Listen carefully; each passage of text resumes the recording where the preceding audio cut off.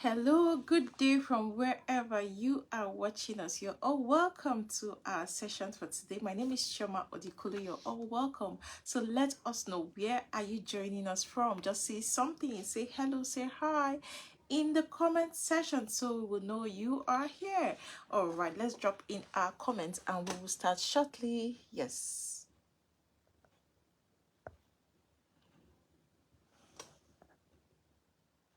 All right. Drop in your comments. Let us know where you are streaming from. Yes, let us know where you are joining us from and we will start right away. Okay. All right, just few minutes and we will start. All right, you're all welcome. You're welcome to our book review today. So you're welcome to the month of March. Yes. So today and this month we're going to be reviewing two books. We're going to be reviewing this book, It's the Frog. Can you say it? Yes, It's the Frog by Brian Tracy, and the other book we'll be reviewing, it's called Deep Work. Yes, so last month we succeeded in reviewing two books. Yes, we went in for the goal and we were able to do it. So this month we are going again. We're going to review two books and I'm sure these books are going to bless us greatly. So you're all welcome. So let this session be interactive because we're going to be having our book review. Just drop it in the comment section. While the session is going on, let us know what you're learning, what is standing out for you. Just make it interactive. So you're welcome. My name is Choma Odikolo, as I said earlier. All right, so today we're going to be reviewing this book, It's the Frog, It's That Frog. It's That Frog by Brian Tracy. So the first time I saw this book, I was like, what's this book? It's That Frog. What does It's That Frog even mean? But to be honest, I've been blessed by reading this book, and I'm sure we are all going to be blessed by listening to this session and by reading or listening to this session. And yes, if you can, please get this book because it's really going to bless you. All right, so we'll move straight into our conversation of today. Move straight into our book review. Yes. All right, so we're going to be reviewing part of the book and we'll review the second part next week. Then the other 2 weeks of this month we're going to, thank you for joining us, the last 2 weeks of this month we are going to be reviewing the other book, which is called Deep Work. So let's move straight into our conversation of this. So let us know, what is this book about? Why It's That Frog? What is frog? What is the relationship with frog? It's That Frog. So let us dive into this book and learn what we need to learn. Now, the first thing we need to know as a way of introduction, thank you, doctor, for joining us. You're welcome, ma. Thank you. The first thing we need to know as a way of introduction is that you can get control of your time and your life only by changing the way you think. The only way we can get control of our life, the only way we can get control of our time is when we begin to change the way we think. When we begin to change the way we work, when we begin to change the way we deal with never-ending river of responsibilities, responsibilities that flow around us day in, day out. We need to change the way we think. We need to change the way we look at our responsibilities. We need to change the way we handle these responsibilities that come to us, because we can get control of our tasks, of our activities as parents, as adults, only to the degree that we stop doing some things. So we need to stop to do some things. What are those things that are irrelevant to us? What are those things that they are relevant, but in this season you are as a parent, they are not so important. You need to check out for those things. And we need to start spending more time on few activities that can really make a difference in our lives. So those activities that can really make a difference in our life, in the life of our children, that can make a difference in everything that we do, we need to start to spend time with those activities, and spend less time with things that might not really make so much of a difference to us. Now, success is predictable. Our success is predictable, and to the great extent, we are responsible for our success. No one is responsible for our success. We are responsible for our success, but we can actually predict our success. How can we predict our success? We can predict whether we are going to be successful by the decisions we are making today. Thank you, sir, for joining us. By the choices we are making today. So the decisions you're making today, the choices you're making today, does it align with your future goal? Does it align with where you want to see yourself in the next 10 years, in the next 20 years? The choices I'm making today as a parent, it could be in my parenting, it could be in my work, it could be in my health, it could be anything. The choices we are making today, does it align with where we want to see ourselves in the years to come? I'm here to tell us that our success is predictable. We can predict our success. Our success, the success of our children is predictable. When we begin to do the work, when we begin to put in what we need to put in, we can really predict our success. Now, for us to be successful, for us to be happy, for us to be prosperous, we need to watch the way we spend our time. We need to know what do we spend our time on. We don't have to spend our time on everything that is not relevant to us, because our time is our life. When we are able to manage our time, we are able to manage our life. When we are able to manage our time, we are able to conquer a greater aspect of our life. So we must be very intentional with the way we spend our time. We must be very intentional with what we are doing today, because the things we do today, the choices we make as parents today, it's going to sum up. It's going to add up to our future self. The people we want to see tomorrow, the person you want to see tomorrow, the choices you're making today, does it align with who you want to see in years to come? Now, we must also understand that our ability to concentrate on single-mindedly on single tasks is of great importance. So a good number of us will say, oh, I'm very good at multitasking. I'm good at multitasking. But do you know, when we are able to concentrate on one task per time, focus on that task and move over to another task, we're going to achieve more instead of doing a whole lot of tasks and at the end not completing any one. So we must be able to concentrate on one task per time. As soon as we are done with that task, we move over to the next task. Now we're going to dive into the meaning of this eat that frog. What does it mean? What does eat that frog mean? What is Brian Tracy trying to teach us by saying eat that frog? Now we need to be selective. So the author of this book was trying to tell us, he was trying to give an analogy of frog. And what he said is that your frog is your biggest and most important task. So our frog is our biggest and most important task. The one we are most likely to procrastinate. So that task that we are most likely to procrastinate, that task, is so big, and you're most likely to procrastinate that task. That is your frog. Now that task that okay, I know I need to work on this thing, but I don't want to work on it. You don't procrastinate it. That is your frog. Now, what is this author? What is Brian Tracy, who is the author of this book, Eat That Frog, trying to tell us? He said the first rule of frog eating is that if you have to eat 2 frogs, eat the ugliest one first. And what is he trying to say? He said eat the biggest frog. So when you want to accomplish a particular task, you have 2 tasks in front of you. Go in for the biggest task, the one that is so important, is so relevant for you to do that task, the one you're easy to procrastinate. So start with the biggest task. So it's another way of saying that if you have 2 activities to do as a parent, what is the one that looks hardest? What is the one that looks so important? What is the one that you feel is so taxing, is so mind draining? I can't do it. I want to postpone it. Let me do the simple ones. No, the author of this book is trying to tell us that when you are faced with 2 tasks, when you are faced with multiple of tasks, go in for the one that looks so hard. Do the task first that is so important that you're easy to procrastinate, and not the simple one. So pick the hardest of tasks first. Do the hardest of tasks first before you can move over to those ones that look so simple.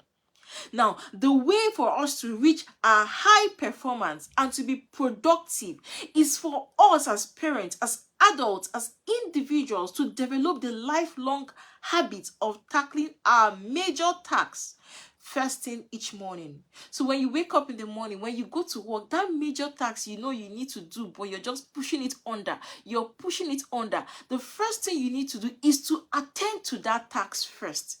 When you attend to your major tasks, then when you're done with the major tasks, you can now pick up the small ones. So for us to be productive as parents in our life generally, in our parenting, in our work, so when we get to work, when you wake up in the morning, when you're faced with doing a particular task, go for the hardest task first.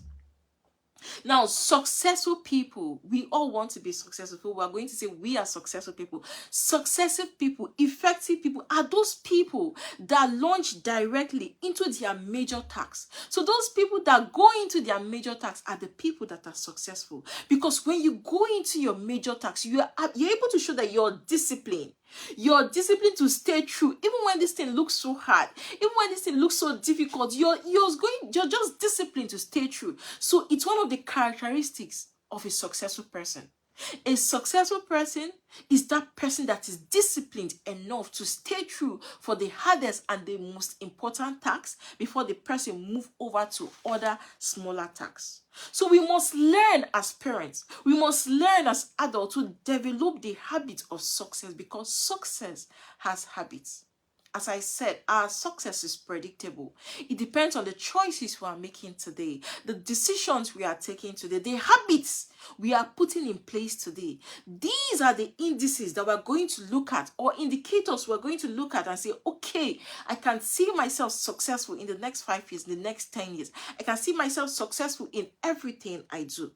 Now, our success in life, our success in our parenting, in our life generally, in our work, it's going to be determined by the kind of habits that we develop over time.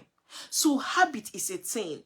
Don't say habit is not relevant. Habit is a thing, and it's going to determine whether we are going to be successful or not. So we must pay close attention to our habits. The habit of setting priorities. Do you set priorities? Or do you just allow things to just go? Anything works. Do you set priorities? The habit of overcoming procrastination. Are you a procrastinator? Oh, I'm going to do this tomorrow. Oh, my phone is not bright. I don't want to shoot this video. Oh, I have this. I have that. I don't want to read this book. I'm going to read it tomorrow. Are you a procrastinator? When you're procrastinating, it's a habit you're building. It's a habit you're forming. And over time, you find that you do this thing so easily. So are you the kind of person that push difficult tasks away? You're actually building a habit, knowingly or unknowingly. So we must pay close attention to our habits. So what are those habits you're building on a daily basis? The habits you're aware of and the one you are not aware of. Are you a procrastinator? It's a habit. Over time, you find out that procrastinating gets so easy for you. It's easy for you to procrastinate. Are you someone that have high priority? You want to go out today, you have your goals, you have your priority, what you want to do. It's a habit. Over time, these things will come so easily to you. So we must pay close attention to our habits, because our habit is going to determine our success in the future. Now, one of the keys for us as parents, as individuals, to live a wonderful life, to have a successful career, to feel so good about ourselves, is when we have the habit of starting and finishing our important jobs. Most of us are guilty of starting and not finishing. You know, I heard something from my coach. You know, she always says, we finish what we start. So for me, it's now a mantra for me. Thank you, sir. I can relate. When we have set of things to do, I like to get the major ones done and out of the way with my high energy. Yes. When you have a lot of tasks to do, get the major one out of the way with your high energy. When you're filled and pumped up with high energy, not using your high energy for minor tasks, not using your high energy for routine tasks, not using your high energy for those tasks that come so easy for you. You're pumped up, you have a lot of energy. Why don't you use that energy for your major tasks? So as I was saying, my coach will usually say, we finish what we start. So do you have the habit of starting and dropping on the way? A good number of us are guilty, even me, because we're all learning on this journey. But we must build the habit of starting our important tasks and staying true to the end. Not starting and dropping and saying, oh God, this is so hard, let me keep it, I'll continue later. No. If we want to be successful, one of the habits we need to build in ourselves is to start an important task, stay through the process, and finish it till the end. Now, with practice, we can learn any behavior or develop any habits that we consider desirable. So, any habit you want to build, with practice, you can learn it. Any habit you feel, this habit is something I need for me to be successful, you can build it. Do you want to learn how to prioritize? Do you want to learn how to work with your goals? You can build this habit. These things can be built. These things can be worked on. These things are not factory made. People that have this habit, they worked on themselves. They built this habit to the point where they are now. Those things are not factory made. Nobody came down from heaven with all these habits in place. So we can build the habits that are necessary, that are important for us to be successful. So what are you going to be doing differently? Are you going to put in the work to build these habits? Now, what are the 3 Ds of new habit formation? So when you want to form a new habit, the author of this book, he told us of 3 things we can begin to do. Number 1, decision. So when you want to form a new habit, you have to decide. It has to come from you. It has to come from us that I want to form a new habit. For example, if I want to form a new habit of, let me say I want to form a new habit of reading, I have to decide. It has to come from me that I want to read. So that is the first D of habit formation. The second D is to discipline ourselves. You know, discipline is very important. And one of the things that can help us to be successful, or that can get us to that point where we want to get to in life, is discipline. A good number of us are not disciplined. In fact, even me, I am still learning. Most of us are not disciplined. Do you know that discipline also includes ability to work on something even when someone is not watching you? Discipline even means, even in your room, can you read this book? Even when there is no prize to read a book, even when there is nothing attached, can you work on yourself and work on that goal? Even when there's no external force or external person or external factor there to cheer you, to give you a form of incentive, can you work on that goal? So the second way we can build in habits is by discipline. And as I usually will say, and as my coach we usually say, discipline is different from punishment. Discipline is teaching. Discipline is guidance. Discipline is structure. That is what we need. So we need to set the structure that will help us to achieve or to build this habit. So what are the habits you want to build? Number 1, you need to decide that I want to build these habits. Number 2, you need to discipline yourself to build this habit. And number 3, you need to be determined. So even when you're not motivated, even when there's no motivation and you want to build the habit of reading the book, you don't wait for motivation to fall on you. You go and pick up the book and start to read. And while you're reading, motivation will come on you. So the 3 habits for us to build, the 3 Ds for us to build any habit you want to build. Number 1 is decision. Make a decision to build that habit, whatever it is for you. Is it a habit of stop eating late at night? Is it a habit of exercising? Number 1, you have to decide. Number 2, you need to discipline yourself. We need to discipline ourselves to stay true to that habit. And number 3, we need to be determined. Even when all the forces around you, they are pulling you down, you need to be determined to keep true to that habit. That is what we need to do if we must build in any habits. Then the writer went further to tell us a good number of things, how we can plan our life.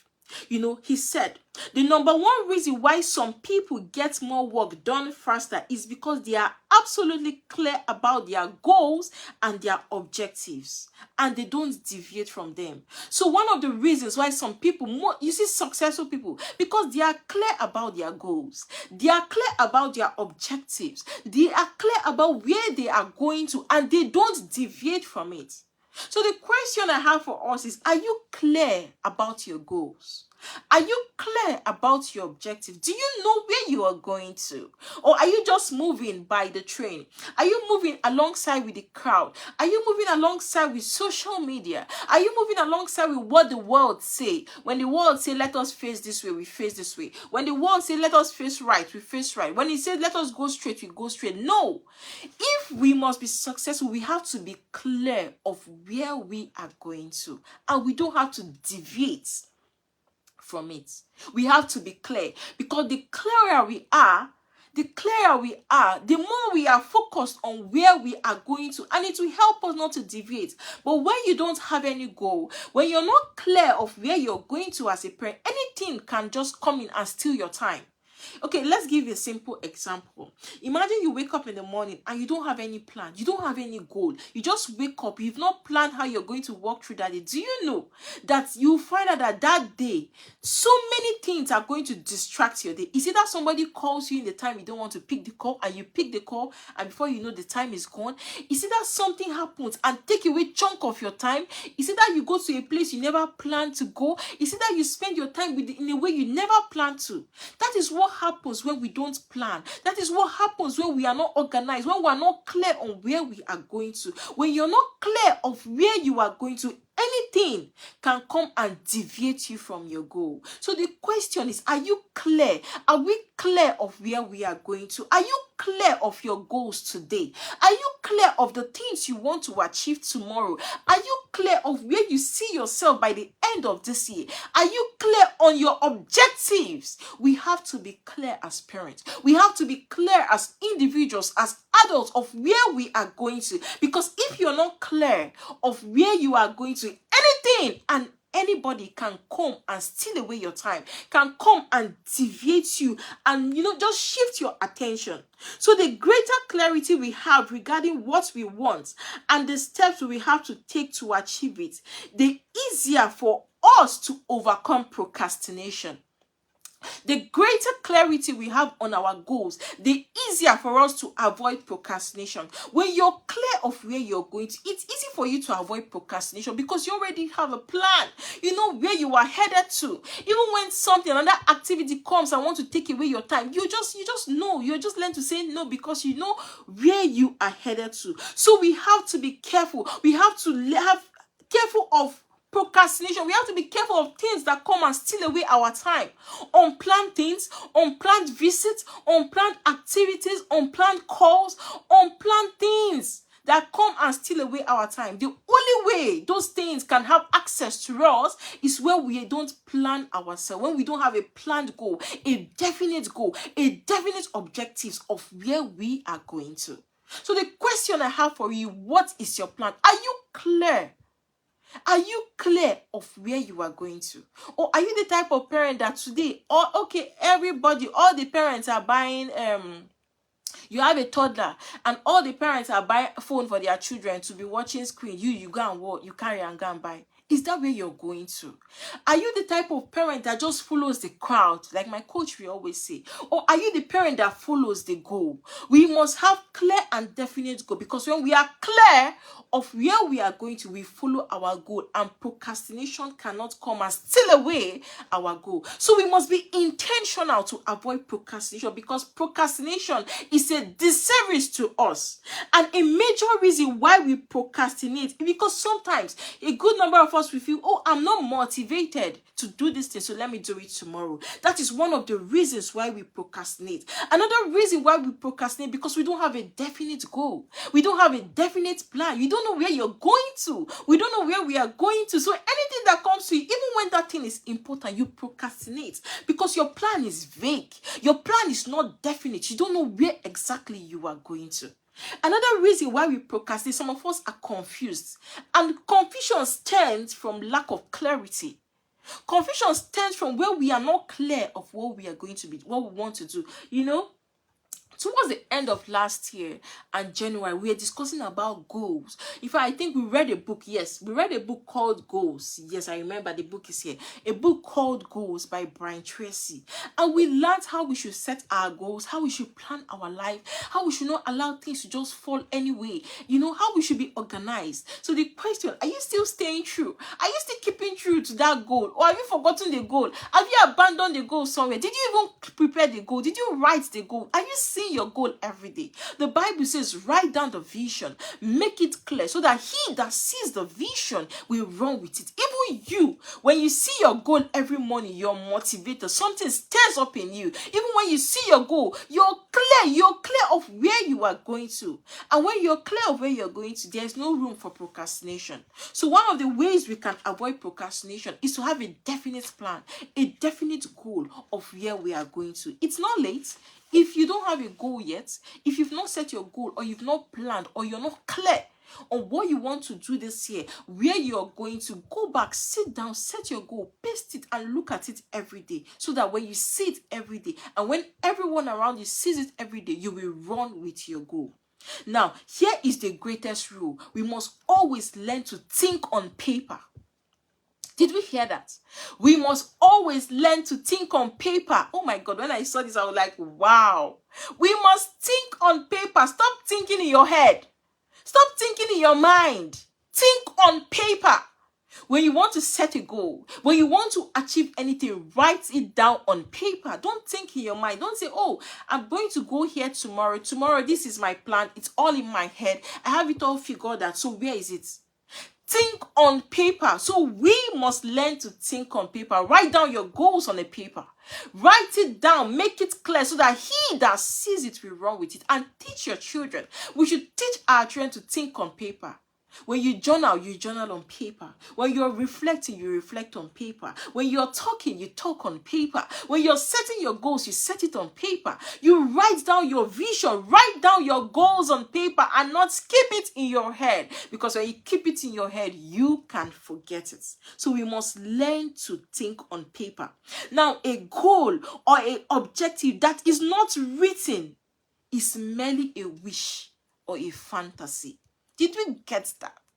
A goal that is not written is merely a wish or a fantasy. So that goal you have in your head that you've not written anywhere, it's just a wish.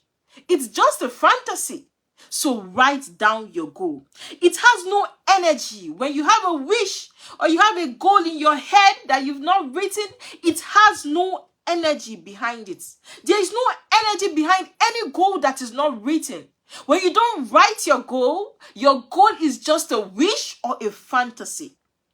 And do you know what? Unwritten goals lead to confusion. When your goals are not written down, it leads to confusion. Because today you don't know if you should follow this or follow that.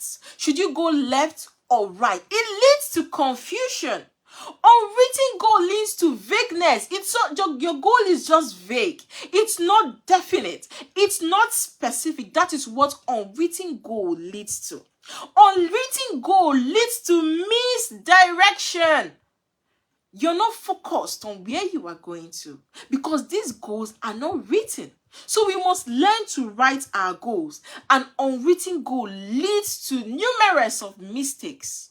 When we don't write our goal, it can lead us to make numerous of mistakes. So think on paper, parents. Think on paper. Write down your goals. Make it clear so that he that sees it is going to run with it. Don't keep your goal in your head. Write it down. Look at it every day. When you see it every day, it stirs up something in you and you're going to put in the work to achieve your goal.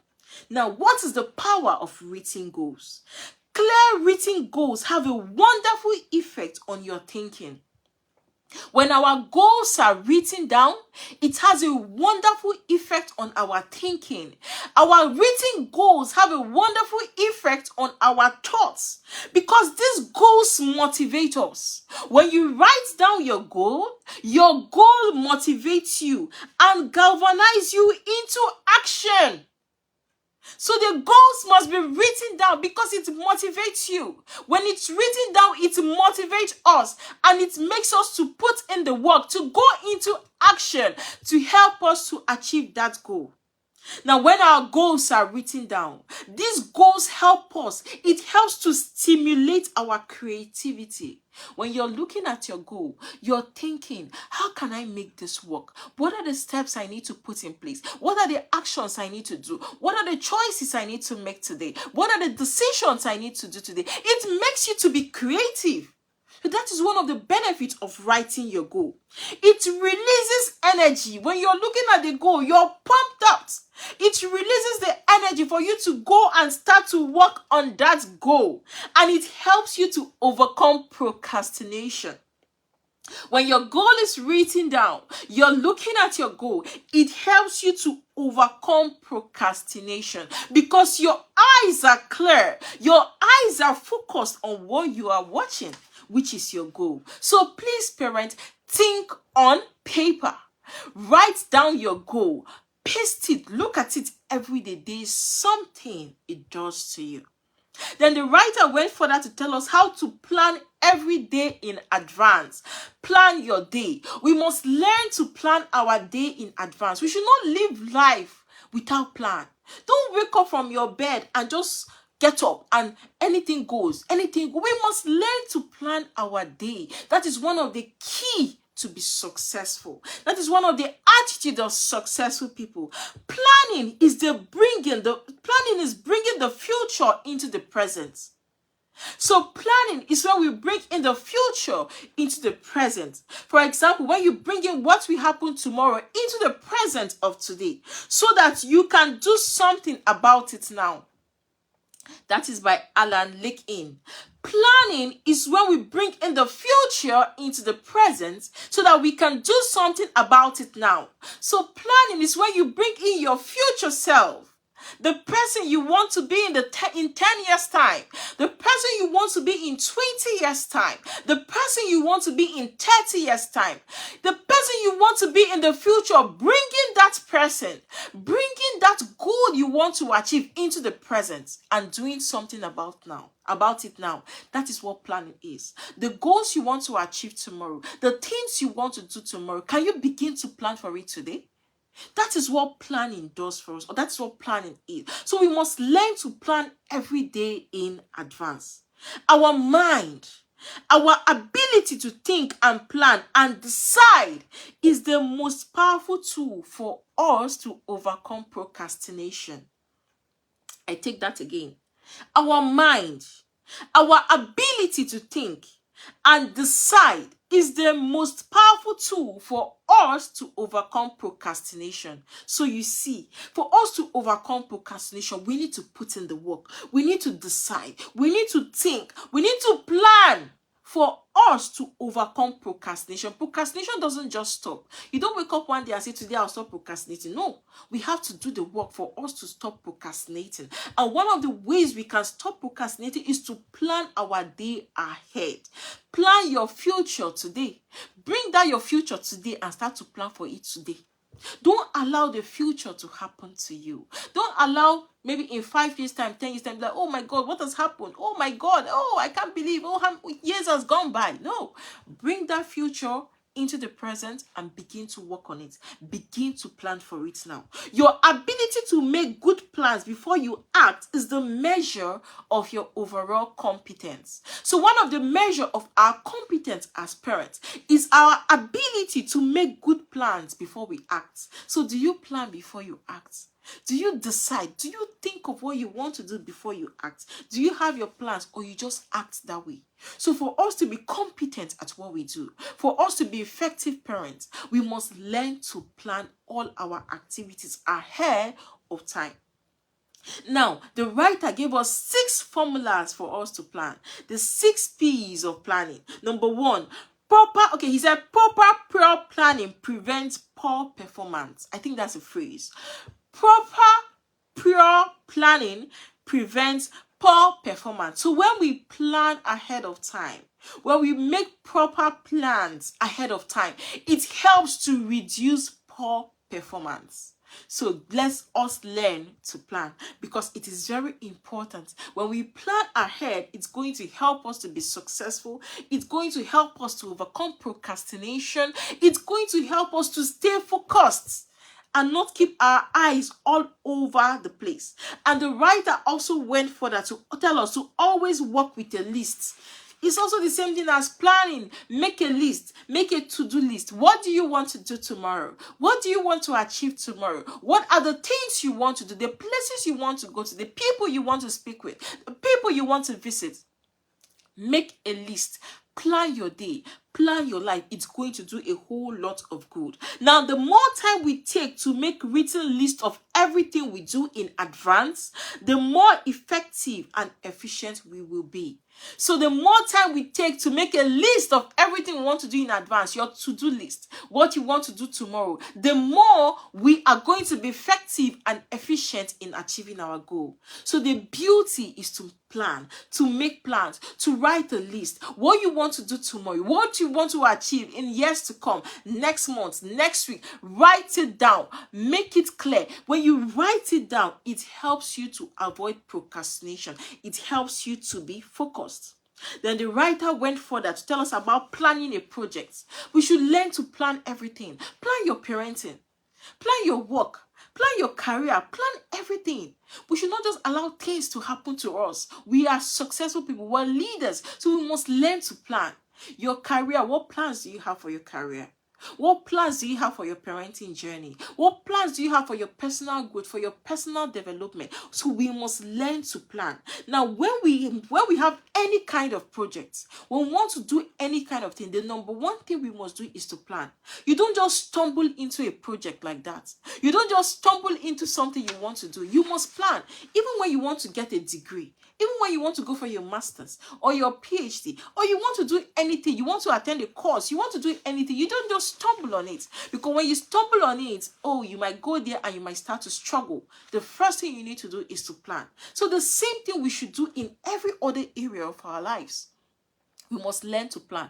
Plan your life. Plan every area of your life. Don't leave any area to chance. Plan your health.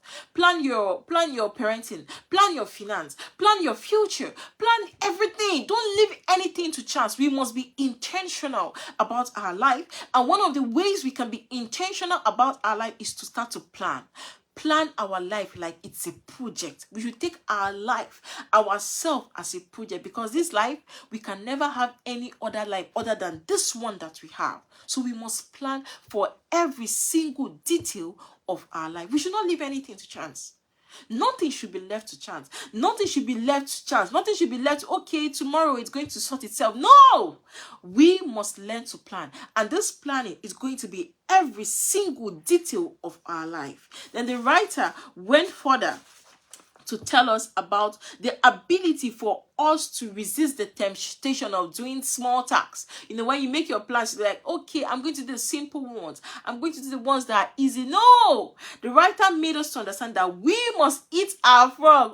We've gotten the meaning of eat that frog. Yes, I explained it earlier at the beginning of our class today. So we must eat that frog. Eat the biggest tasks. Do the biggest tasks first. Do the hardest tasks first. Yes. Don't get into the temptation of, doing the simple one. Oh my God, let me do the simple one and later I'll move on to the big one. No, the truth is that most of the times, when you start with the simple one, when you get to the big one, you're a bit, maybe you'll be like, okay, let me procrastinate. Let me do it tomorrow. Let me do it tomorrow. But no, we must resist the temptation and start with the hardest tasks first.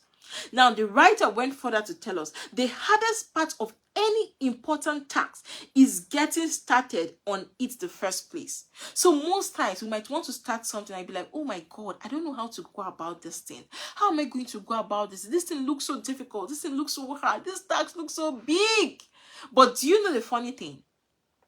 Most times, when you start that task that looks so difficult and so big, you might just find out that over time, you might get to it. It comes easy to you. You might find out that over time, it might not be that hard after all. It might not be this, it was not really hard. So why was I even scared of it? Over time, you get used to doing it. So when you're scared of doing any task, when you're scared of doing anything, you feel this thing is so big. Oh my God, how am I going to learn this thing? Do you know the first thing you should do? Just start. That is the first thing you should do. Just start. And when you start, you find out, okay, this thing was not really difficult after all. I can go ahead. I can carry on. So don't sit down there procrastinating and saying, oh, I'm going to do this tomorrow. Oh, I'm going to do it tomorrow. No! When you want to do anything, the task looks so big, it looks so difficult, the first thing you should do is to start. And when you start, every other thing will fall into place. Then further, time management is really life management. When we are able to manage our time, then we can manage our lives. But the truth is that most of us are not managing our time very well. Most of us are not good time managers. And when you're not a good time manager, you're not a good life manager. So we must learn to manage our time, because a good time manager is a good life manager. So are you a good time manager? Are you a good life manager? Do you manage your time well? Time management is very important for us to be successful. So we must be intentional about managing our time. We must be intentional to think in minutes, think in seconds, think in minutes, don't think in hours. How do you spend every single second of your life?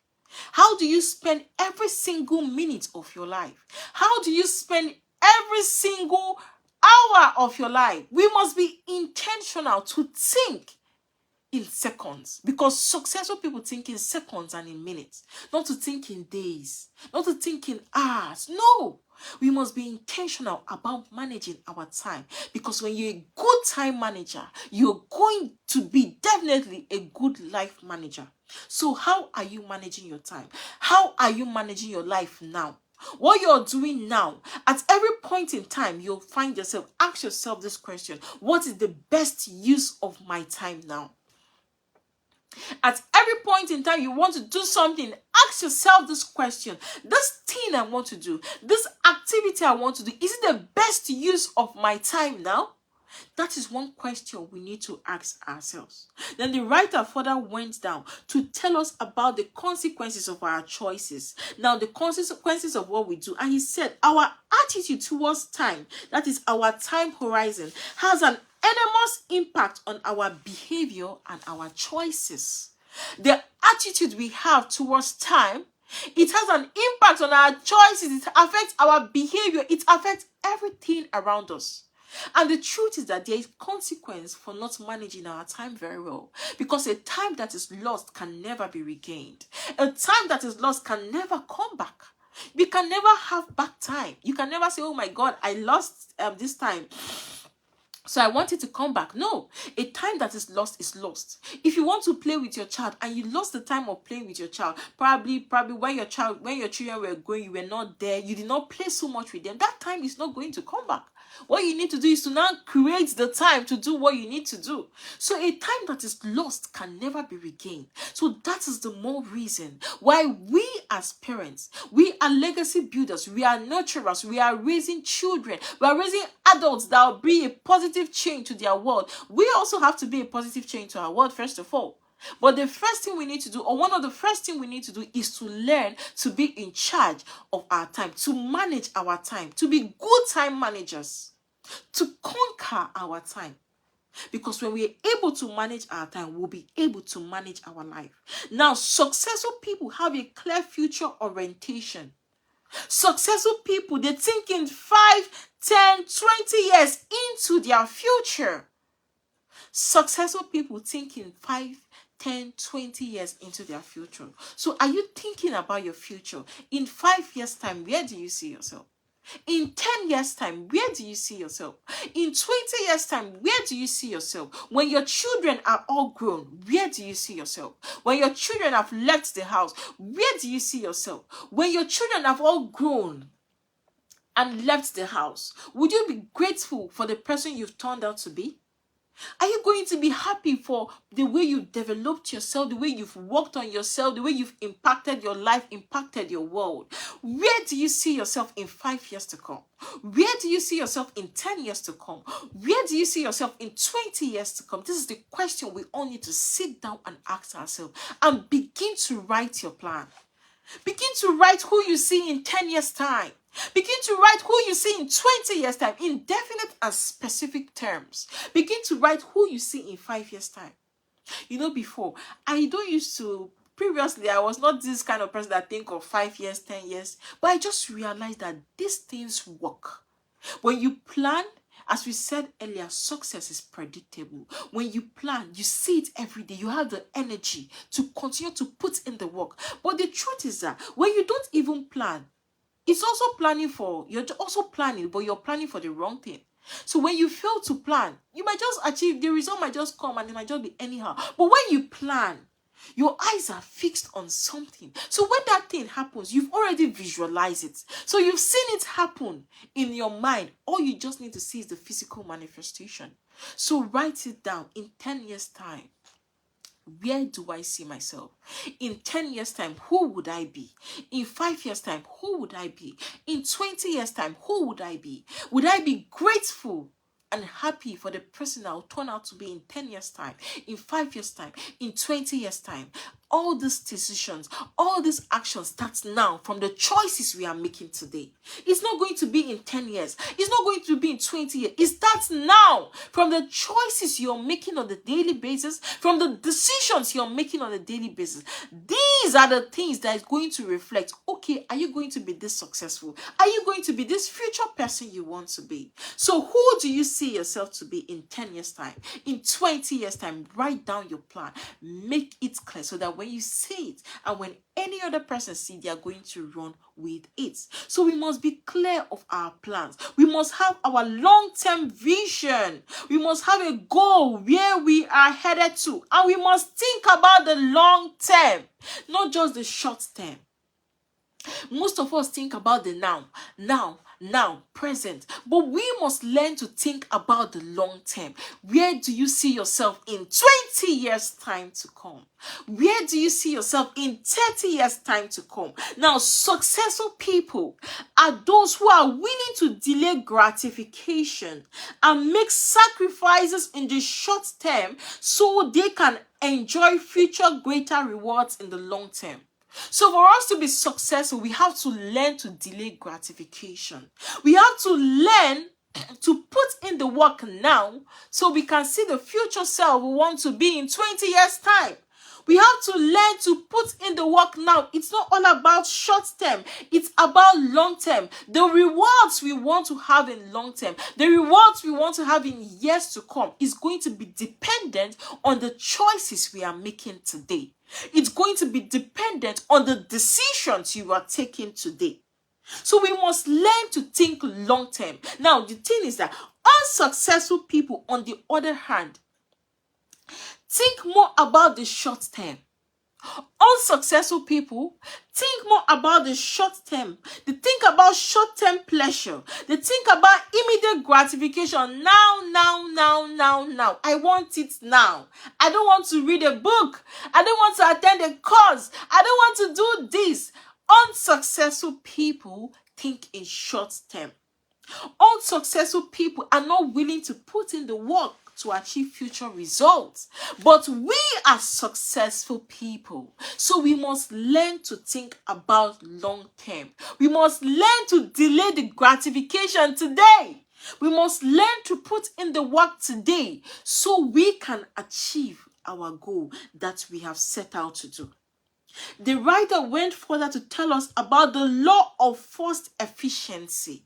And what is the law of forced efficiency? The law of forced efficiency says that there is never enough time to do everything. Did we get that? There is never enough time to do everything, but there is always enough time to do the most important thing. There is never going to be enough time to do everything. As a parent, you are saddled with so many responsibilities. We have a lot of things to do. You have your children to look after. You have yourself, your husband, your wife, your career, family, finance, your relationship with God, so many things. But look at what the writer said. There is never going to be enough time to do everything. In this earth, we are never going to have enough time to do everything. But look at it. But there is always going to be enough time to do that which is important to you now. So what is important to you now? That is the question we need to ask ourselves. So you need to focus on what is important to you and start to do that which is important to you. And the thing is that what is important to one person might not be what is important to another person. We are all different. So we know what is important to you might be different from what is important to me. We all go through different seasons of life. Let me give us an example. A parent that have toddlers as children and a parent that have teenagers as children might have two different priorities. They might have two different things that are important to them now because their seasons of life are totally different. A parent that has adult children and you that you just newly got married, you have a baby, your season of life is totally different. So you must focus on what is important to you now. In this season of life that you are, what is important to you now? And the truth is that when we understand this, it takes away comparison. When we understand this, we are at peace. Because most times we compare ourselves with people that are of different seasons with us. You are a toddler parent. You have your children. Your children they are still dependent on you. There are so many things you can't do. But you begin to compare yourself with that other parent that have adult children, that has all the time, that her children are so independent, that has all the time to do what the person wants to do. And when comparisons start to set in, you start to feel bad. You start to feel, oh my God, this parenting thing is taking a toll on me. But the truth is that we might not have enough time to do everything we want to do.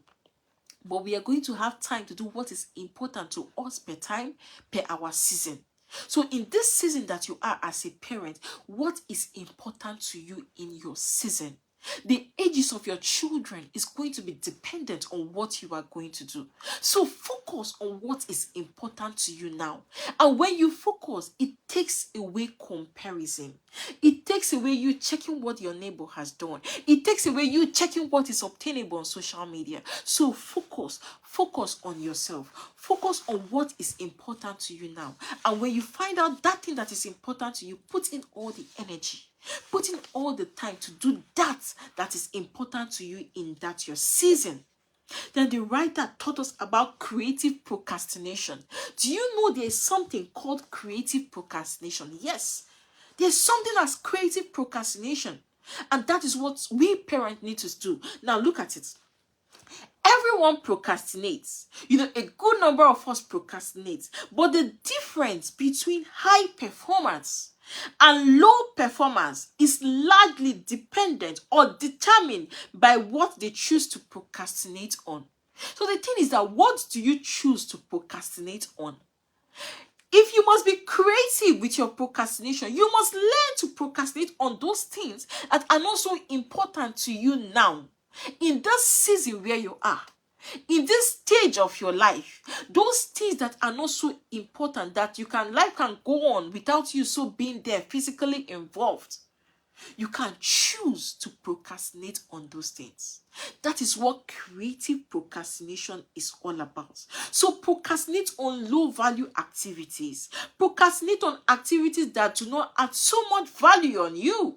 Procrastinate on events that do not add so much value on you. You must not say yes to every event.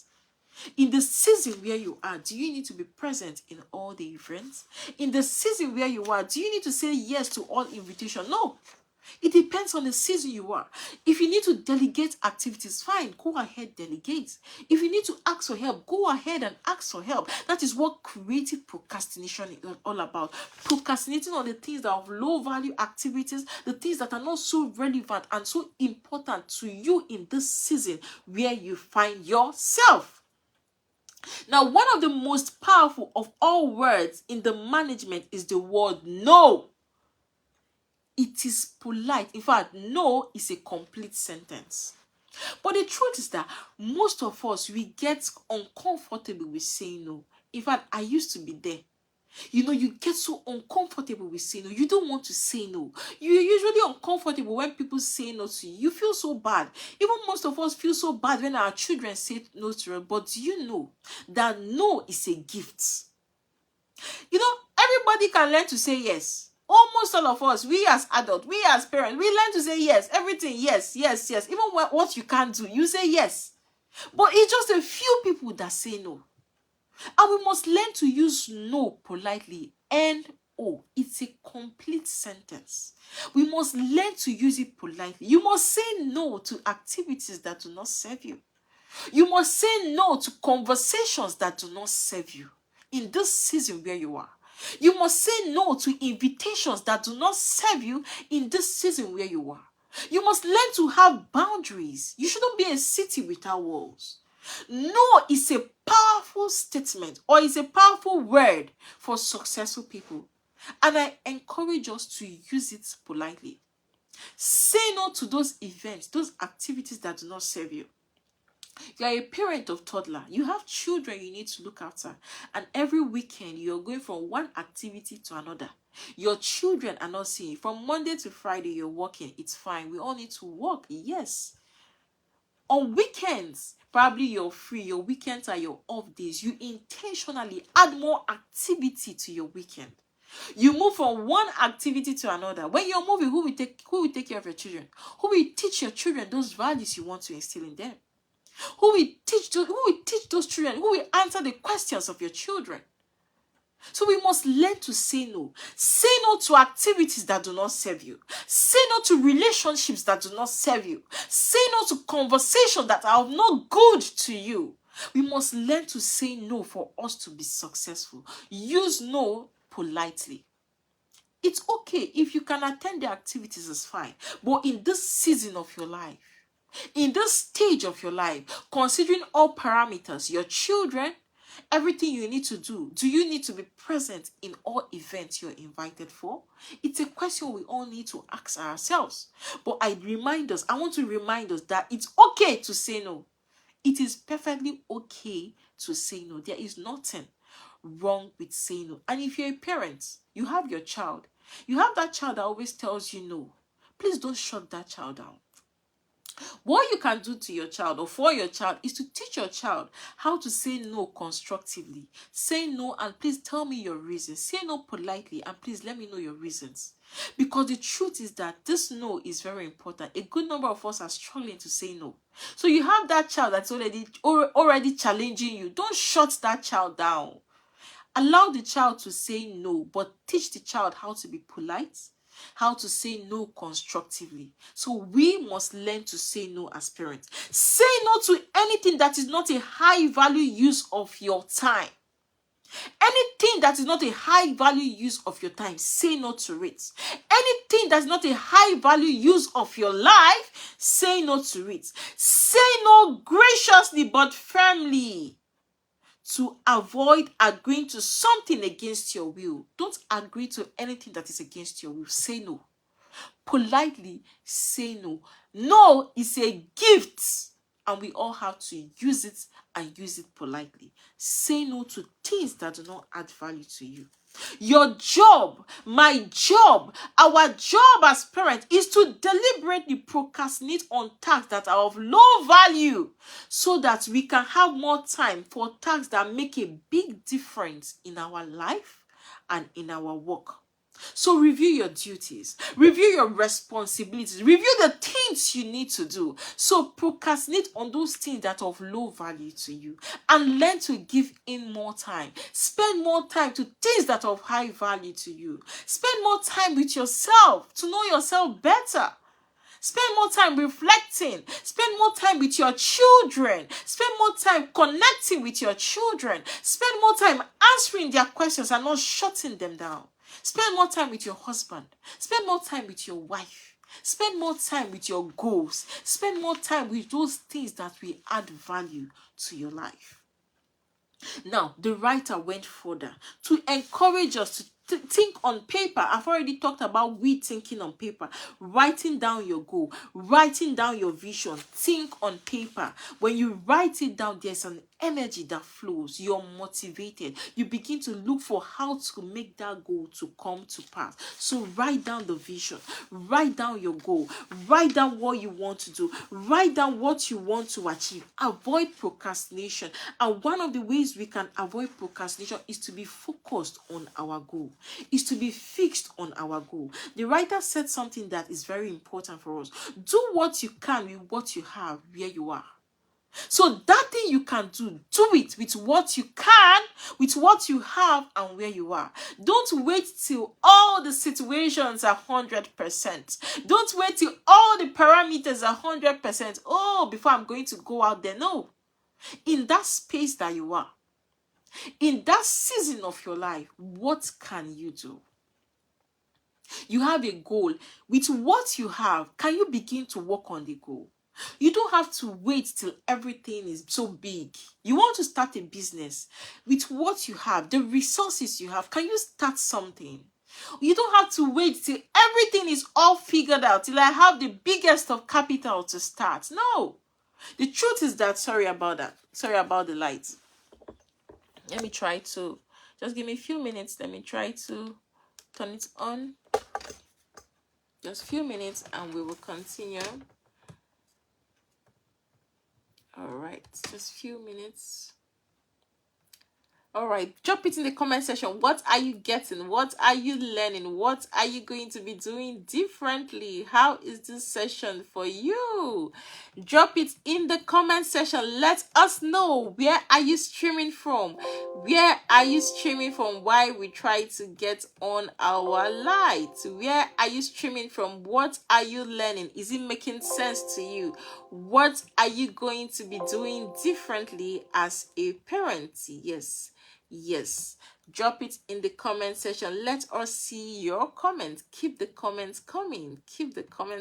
Let us see what you will be doing differently. Yes, just few minutes while I try to get the lights on.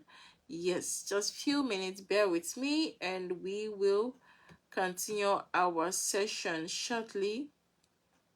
All right, let us see. All right, just a few minutes and we'll carry on. All right, this is back. Thank you for being, oh, this is beautiful. All right, okay. All right, thank you for being patient with us. Yes, so as I said, think on paper, and the writer said something. Do what you can with what you have where you are. Where you are, what can you do? So begin to do what you can with what you have in where you are. You have a goal. What can you begin to do with the resources you have? You have a plan. Can you begin to do something? Can you at least start to write it on paper? Can you start to write that goal? Can you start to write that vision? Don't wait and say, okay, tomorrow I'll do it. No! Where you are, can you do something with that goal you want to achieve? So look around you. What do you want to do? What are those things you want to achieve? What can you begin to do now? What can you begin to do today? What can you begin to do by listening to this video? What can you begin to do now to achieve your goal? Look around you. Don't wait till all the situations are perfect. Don't wait till everything is perfect. Don't wait till I have this, I have that. No. What can you begin to do with what you have now? You know, this thing made me remember in the Bible when God told Moses, what do you have in your hands? And Moses said, well, he had a stick. And God told him to use the stick to put down the stick, yes. And the stick was able to help those that had the snake bites. And, you know, it was able to help them when they look up to the stick and they were healed. So in your hands, what do you have? Use what you have to get what you want. Now, I'm going to leave us with some questions we need to ponder on. What are your 3 most important business or career goals right now? To be honest, these questions I'm also asking myself. So in the point where you are, what are the 3 most important goals you have for your career, for your business, for your profession right now? It's a question we need to ask ourselves. Most times we go through life, you work but you forget to ask the most important questions. But I'm asking us these questions today, and I'm asking myself this question: what are the 3 most important goals you have for your career right now? What are the 3 most important family goals or relationship goals you have? What are the 3 most important goals you have for your family, for your relationship right now? The goals you have for your children, what are they? Right now, not tomorrow. What are the 3 most important financial goals you have right now, not tomorrow? You know, this one made me remember something. You know, one of our coaches taught us something. He said our children should not be our, what did he even say? Like, he was trying to say our children should not be our investment plan. You know, he said something that most of us parents, we grow up and we begin to expect so much from our children. You know, we tell them things like, I raised you in school, I sent you to school, so you need to give me money for this, you need to give me money for this. You know, we depend so much on our children when we grow up. But the truth is that it shouldn't be that way. The children should not be placed with a responsibility that they are not meant to carry. Our children should not be our investment plan. We should plan our lives. We should plan our future. So the question I bring to us, including myself today, what are the 3 financial goals you have for yourself right now? What are the goals you have for your future financially right now? Don't wait till you get to 40. Don't wait till you get to 50. Don't wait till you get to 60. Begin to sit down now and draft those goals and begin to walk your journey intentionally towards achieving those goals. What are the 3 most important health goals you have right now? Most of us don't plan for our health. Most of us wait till, oh my God, till when we are sick. Then the doctor will now say, you need to start to do exercise. That's when we'll now start exercising, going to the gym. No, but it doesn't have to be like that. We don't have to wait when we encounter or go through a difficult situation before we begin to plan. What if we begin to plan now? What if we are more proactive instead of reactive? So what are the goals you have for your health? Yes, you want to lose weight, and after losing weight, what next? You want to lose weight. What are the actions you're taking today? The goal should be health. You want to be healthy. What are the things you need to do now that can help you and keep you to be healthy? What are those goals? Write it now and begin to walk your journey. What are the 3 most important personal and professional development goals you have for yourself right now? Do you have goals for your professional life? Do you have goals for your personal development? Are you developing yourself? The thing is that most of us, we develop our children, but we don't develop ourselves. You buy books for your children, but you don't buy books for yourself. You pay for your children to attend classes. Your children are attending classes, football, swimming, and other classes, but you're not attending anyone. Your children are growing. They are developing, but you're not developing yourself. That is why most time when our children grow, you hear parents saying things like, oh my God, after I sacrificed my life for you, after I did this and I did that, it's good. We should sacrifice. But while at it, while you're growing your children, while you're buying books for your children, buy books for yourself. While you're registering your children for classes, register yourself for class. While you're improving on the lives of your children, also improve your life. So what are the goals you have for your personal development? What are the goals you have to be a better version of yourself? What are the goals you have when your children are all grown, they are all married in their homes? Would you look back and say, I am grateful, I worked on myself, I developed myself? Write it down and begin to run. What are the 3 most important social and community goals you have for yourself right now? What is the goal you have for your social life? Most of us adults are struggling with our social life. That is why you come to a gathering, most of us are on our phone. You're chatting you're chatting with people in a gathering. Like you're chatting on your phone. There are people there physically with you. We don't discuss anymore. People don't have conversation anymore. You go for a birthday party, you're invited. There are people all seated there. We are supposed to have conversation with. No, you don't want to talk. We don't talk with people physically anymore. We start to chat. People that are miles away from us. It's affecting our social life. So what are the goals you have for your social life? We can't do life alone. We can't do life alone. You don't even do parenting alone. You don't even do personal development alone, because that thing you want to do, there's someone that has gone ahead of you. You need to learn. But the truth is that we need to plan for our social life. You need to plan for your community goals. What goals do you have for your community life, for your social life, to be a better social person? What goals do you need to have? You have to improve your social life, to improve your communication with other people. Now, what goals, what are your 3 biggest problems or concerns in life right now? What are your concerns? What are the things that you need to think about? What are the things that bothers you so much that you need to start to work on now? So we need to ask ourselves those questions, because sometimes we forget to ask ourselves this question. But the truth is that if we must be successful, if we must overcome all these our fears, our limitations, we must begin to act now. We must begin to ask ourselves these questions, because when we ask ourselves these questions, we begin to work. We begin to put in the work.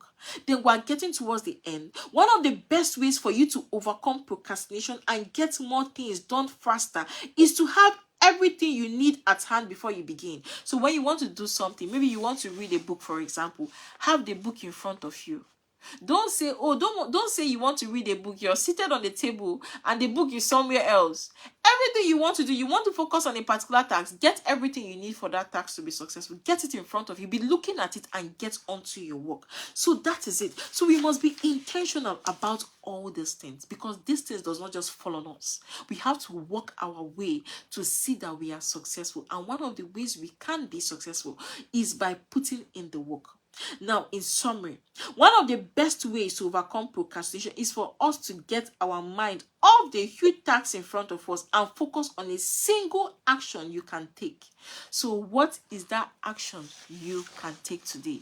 Forget about the task is big. The task is big. I can't do it. It's fine. What action can you begin to take today? It just takes one action. It just takes one step. What can you begin to do differently? Then in summary, we must learn to upgrade our key skills, as I said earlier. We must learn to keep upgrading. We must learn to keep striving. We must learn to learn. Keep learning and learn some more. You never get to a point that you say you stop learning. This learning thing is a journey. It's a growth. You never get to a point that say, oh my God, I have finished reading book. I have stopped learning. No, we must continuously upgrade our skills. We must continuously improve on ourselves. We must keep learning and learn some more.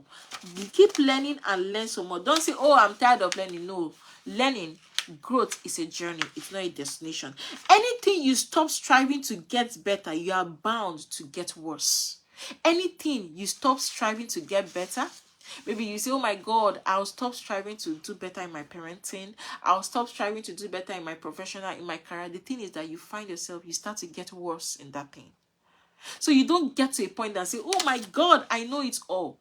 That is why we even do update courses. That is why we do professional exams. That is why in your place of work, they'll tell you, okay, you need to update yourself. You need to update this training. You need to update this course. Because you don't get to a point and say, I know it all. You don't get to a point and say, that training I had while I was in school, it's going to carry me all through in life. No, we need to continuously strive. We need to continuously improve on our skill. Because anyone that does not improve on their skill begin to get worse in that aspect of their life. Now, continuous learning is the minimum requirement for success in any area and any field we find ourselves. Continuous learning is the best gift we can give to ourselves. Now, we must refuse to allow a weakness or a lack of ability in any area to hold us back. Refuse to allow weakness to hold you back. Refuse to allow lack of ability to hold you back. The truth is that everything is learnable. Every single thing you've ever dreaded is learnable. That thing you're so scared of, it is learnable. That thing you like, oh my God, I can't do this, it is learnable. Every single thing is learnable. And what others have learned, you can learn as well. Everything other people have learned, you also can learn as well. Everything other people have learned, I also can learn as well. Everything other people have learned, we can also learn as well, because we have the ability, we have the capacity. So I want to leave us with this message. We must continuously work on ourselves. We must continuously improve and upgrade on ourselves. You don't get to a point and say, I'm going to do life alone. That is why we need coaches. We need the mentors. We need these teachings because we continuously keep learning. The dynamics keep changing. Everything keep changing. When the 21st century, in years to come, there'll be changes. There'll be so many things happening. AI, so many things happening. So you don't get to a point and say, oh my God, I'm done learning. No, you can't be done learning. Keep learning and learn some more. So that is where we're going to end for today. How was it for you? How was this session? What did you learn? What did you pick? What are you going to be doing different? To be honest, I learned a lot. In fact, I learned a lot by reading this book, by also teaching us this book. Oh my God, I learned a lot. And the truth is that we need to go out there and implement. It's not all about learning, it's about putting in the work. So the truth is, go out there, put in the work and see yourself shine, because the truth is that our success is predictable and we can predict our success by the choices we are making today. So be intentional about your choices, be intentional about your habits, be intentional about your time. Manage your time well, because a good time manager is a good life manager. So thank you very much. Till I come your way next week, Wednesday. Yes, do have a great day. Remember, subscribe to our YouTube channel, the Renewed Parent Academy. Get a copy of my book, Becoming a Renewed Parent. You can get it on Amazon. Follow us on Facebook. I have a Facebook group, the Renewed Parent Academy. Yes, let us keep learning. Share these videos with your family and friends. Let us make the world a better place in our own little way. Thank you very much. Till I come your way next time. Yes, this is Chioma Odikulu here, and do have a great day. Thank you and bye.